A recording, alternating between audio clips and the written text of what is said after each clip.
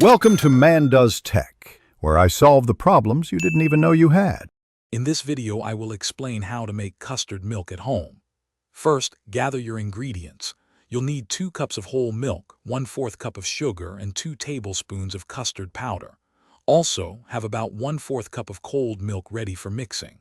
Don't forget a small amount of vanilla extract, around 1/2 teaspoon, to add that perfect touch of flavor. Having everything prepared makes the process smooth and enjoyable. Now let's prepare our custard base. In a small bowl, combine the 2 tablespoons of custard powder with 1/4 cup of cold milk. Whisk this mixture thoroughly until it forms a completely smooth paste, free of any lumps. This step is really important because a well-mixed paste ensures your final custard milk will be wonderfully smooth and creamy, without any undesirable textures.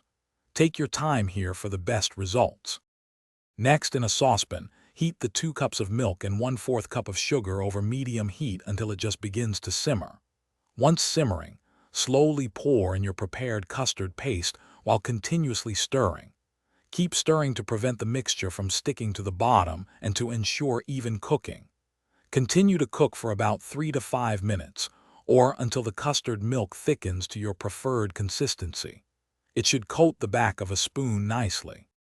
Once thickened, remove the custard milk from the heat and stir in the 1/2 teaspoon of vanilla extract for that lovely aroma. Pour the warm custard milk into your chosen serving dish, cover it, and then place it in the refrigerator to chill for at least 2 hours. This cooling period allows the flavors to meld and the custard to set perfectly.